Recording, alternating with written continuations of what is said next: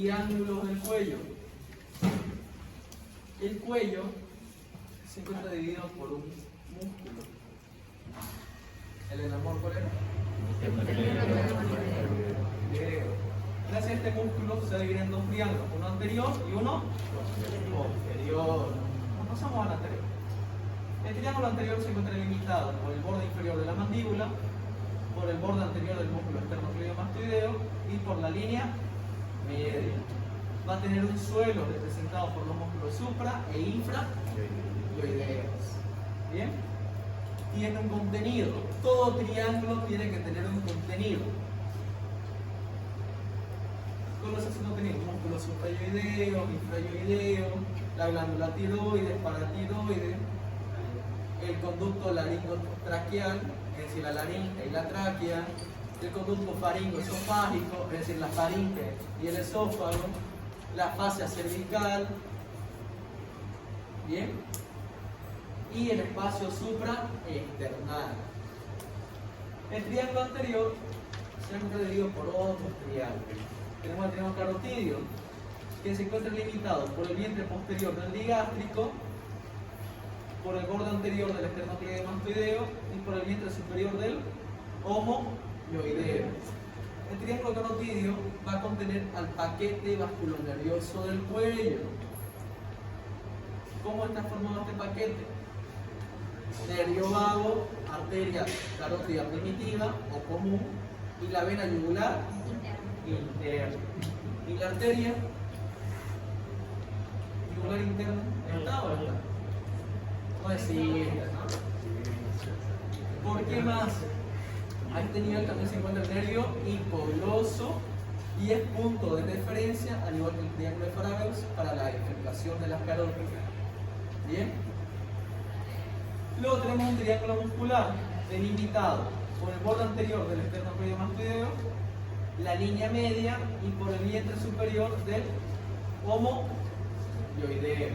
Contenido: vísceras y músculos infrayoideos. ¿Queda claro?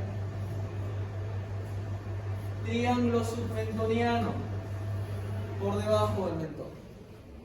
Sub, debajo, no se olvide, o inferior.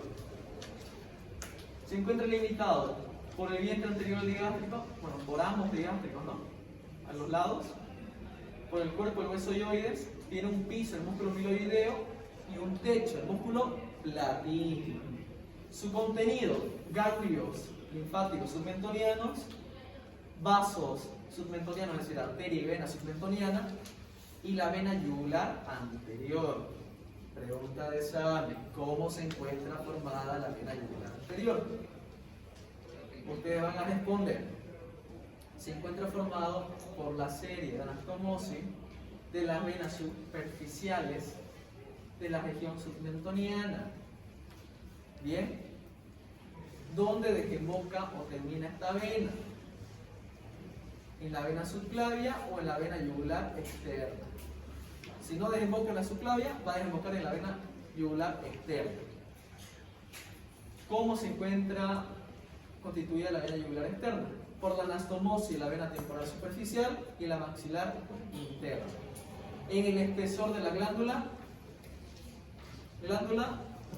parótida. Lo vimos, ¿se acuerdan? Algunos autores este triángulo lo consideran impar, en su caso. Algunos. Yo se lo enseñé como si fuera impar. Pero en caso de que lo consideren como par, los límites serían vientre anterior del digástrico, hueso yoides y línea media. Mismo contenido. ¿Bien? Pero manéjenlo como si fuera impar. ¿Les parece? Triángulo digástrico o triángulo submandibular. ¿Por qué submandibular? Porque se encuentra delimitado tanto por el vientre anterior y el posterior del digástrico. Asimismo, por el borde inferior de la mandíbula. Contenido: arteria y vena facial, arteria facial, vena facial, el nervio hipogloso y miloyoideo. ¿Bien? La glándula submandibular y arteria y vena lingual. ¿Queda claro? Por debajo de la mandíbula, ¿no? Luego tenemos el famoso triángulo de Farabeus. Va a estar delimitado por la vena yugular interna, por su tronco, el tronco tirolinguo, faringo, facial. Igual la primera vez que lo escuché quedé. ¿Ya? Y por el nervio hipogloso. ¿Para qué sirve este triángulo?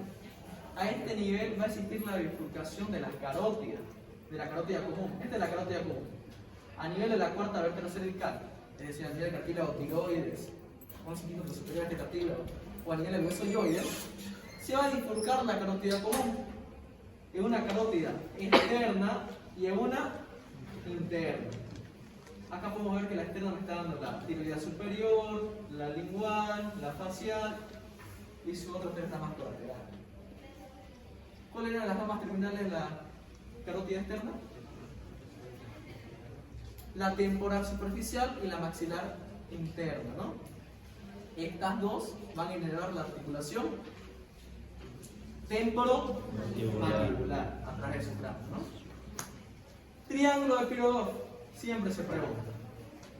El borde superior, o el límite superior de este triángulo viene a ser el nervio hipogloso. ¿Cómo se encuentra limitado el triángulo de Pirogov? Por el nervio hipogloso, por el tendón intermedio del digástrico y por el músculo miloioideo. No hay necesidad que los triángulos me especifiquen si es el borde anterior, si es el posterior. No. Solamente la estructura. En este caso, miloioideo. En el caso del ligástrico, sí. Tendón intermedio del ligástrico y nervio hipogloso. ¿Queda claro? Contenido. Arteria lingual. Luego tenemos el triángulo de Beckler. Su límite, músculo hiogloso hasta mayor del hueso yoides y el vientre posterior del ligástrico. Contenido, nervio hipogloso. ¿Se dan cuenta que uno es contenido y el otro es límite, no? Además va a contener la arteria lingual, al igual que el triángulo de Pirogov. ¿Bien? Esta es la arteria lingual. Buen día, voy a estar varias.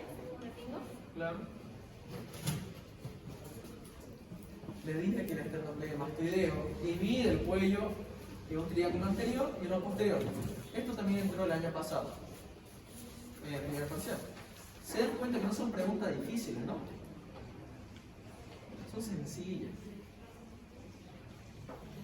El triángulo posterior va a estar delimitado por el borde posterior del esternocleidomastoideo, por el borde anterior del trapecio y por la clavícula. Y va a tener un piso, el músculo angular de la escápula, músculo escaleno anterior, el medio, el posterior y el músculo esplénico. ¿Bien? ¿Qué más? Va a contener los ramos cutáneos o superficiales del plexo cervical, al igual que el nervio accesorio.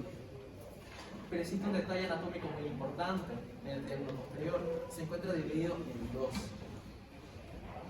Por el vientre inferior del lomo yoideo. ¿Bien?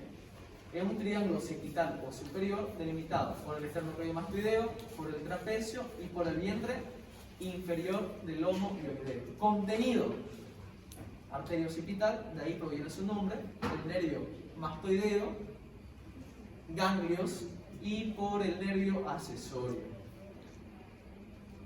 Y el triángulo inferior, o también conocido como triángulo, si está por arriba de la clavícula, supraclavicular. Yo a ver la imagen ya puedo delimitarlo, ¿no? Por el músculo externo, por el músculo, por la clavícula y por el vientre inferior homoideo. Y si le digo vientre posterior, ¿está bien? Sí. Para testir el vientre posterior. Aquí da paso al plexo braquial acompañado de la arteria subclavia y de la vena subclavia. El triángulo de Sevillot, ya lo avanzamos, ¿no? La biología. ¿Sí o no? Le dije que el atlas no es idéntico al cuerpo. ¿Cómo se encuentra limitado? Aramayo. ¿Cómo se encuentra limitado?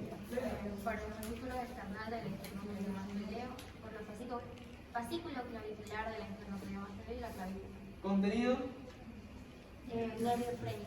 ¿Cuáles eran sus raíces principales del nervio? C4 y 2 inconstantes, C3 y C5. Además, también va a contener la vena yugular interna. Y en la parte más profunda, la arteria carotea. ¿Ya?